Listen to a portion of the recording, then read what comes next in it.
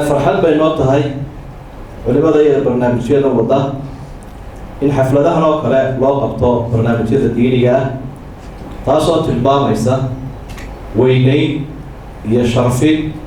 يا القرآن الكريم كميسان كل يحدينا الله ينقابه علماء الإسلام كوحي إسلام وافقسين دمانتون تعظيم كتاب الله تعالى إلهي كتاب كيسي لوينيو مركز طاقة ومدى كتاب إلهي وينيانا إلهي أكتسا ويكوينانا إذا كتاب القرآن كحقرتان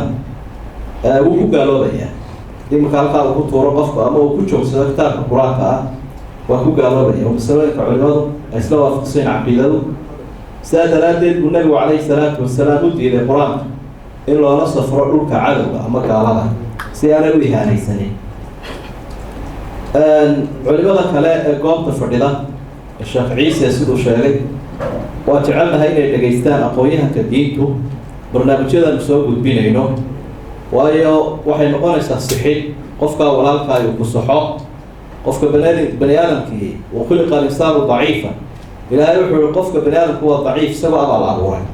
marar badan baa laga yaabaa xaaladiisu inay si tahay diyaarintu ka sii noqon karto oo xanuunsanayo marka hadday tahay af Soomaaliga iyo tafsiirka waxba ka sii noqon kara marka in dad aqoon leh ay kula dhageystaan waxay keenaysaa in lagu saxo jawaab lagu soo celiyo lagu baraarujiyo quraanka iyo fadliga uu leeyahay waxaan in yar baraarujin lahaa taariikhdii barnaamijkan uu soo bilaabmay oo laga yaabo dadka qaarkood inaanay joogin dadka qaarkood ay yaryaraayeen si ay u dareeno horumarka ilaahay uu nasiiyay iyo nicmada ay helay taariikhdu markay ahayd 1991 bartamahoodii ayaa waxaan la soo xiriiray guddi culimada diinta lahay oo wadanka ka jiray oo u taagnaa musaalaxada iyo heshiisiinta beerihii wadanka iyo inaan mar labaad dagaal soo noqonin dadweynaha musaalaxa iyo heshiisiin loo sameeyo waxaa la oran jiray ururka badbaadinta ummadda 150 culimada bay haayeen waxa madaxna ahaa Sheekh Maxamuud Suufi waqtiga isaga ah waxa markaa qoraal loo soo gudbiyay waaxdii cadaaladda معناها وزارة ونراهو برجع واحد لورنتي وحال لورنتي قيمتي عدالة قيمتي تسيدي دي تقابل سري يو وركا ورفافينتا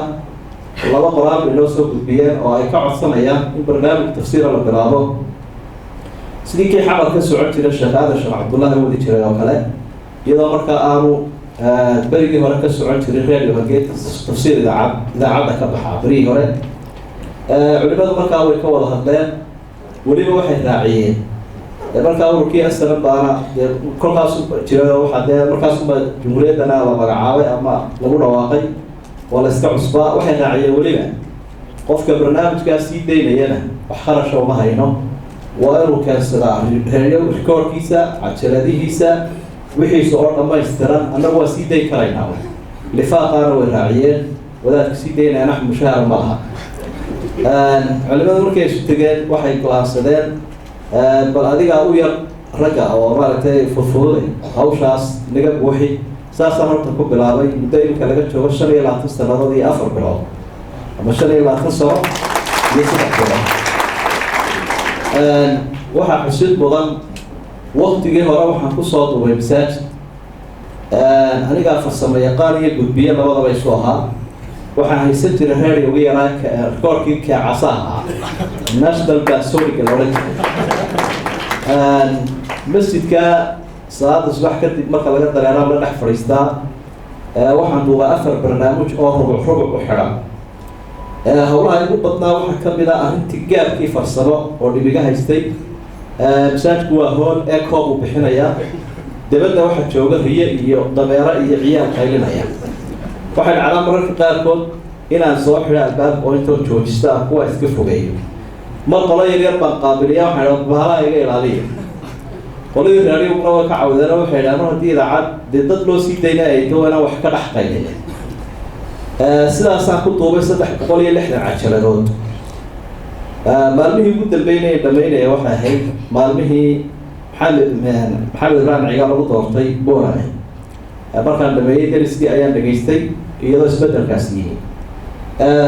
waxay noqotay barnaamijkii inuu tashuushna yeesho إذا عدينا مناسب كل قوة مرلبات بالي كعين مرلبات بكون عليه صدح بقول كذا خبرتي واحد كانت هنا لحظة كيك صعبة المهم واحد وجهه طريقة سوي داري استبدل كيمي مانت يقلب كل بطوة iyo mimariyada iyo CD-yada iyo hard disk-ga isma lahayn waxa siba iman doona waqtiga maynaan ka fikiraynin tafsiirka runtii TV-ga isagana waxa uu horeeyay kii private-ka ah Hargeysa waxaan dareemay kullayba inuu jiri doono deema haddii muuqaal soo kordhay oo wadanka ugu horeeyo gaabkan isagana in loo baahan doono isagana soo quraanka duubay hawl badan baa laga gaadhay almuhim kaydkaas waa kayd noo dhigmay idaacadda iyo TV-gaba kolba wixii xumaadana waa la yeedhaa waan bedelaa laakiin waa inoo yaalaa waa duwan yahay waxaa markaa ilaahay ka rajaynaynaa wixii qaladana inuu naga cafiyo wixii sawaabana inuu ajrigiisa ina siiyo waxaa aada iyo aada ugu mahadsan ajri weyna ka heli doona madaxda iyo shaqaalaha iyo cidda baahinayso oo dhan waayo qofka soo diyaariyay iyo ka gudbinaya mid walba ajrigiisii buu yeelanaya intaynu u khidmaynayna kalaamka ilaahayna xariis baynu ka helay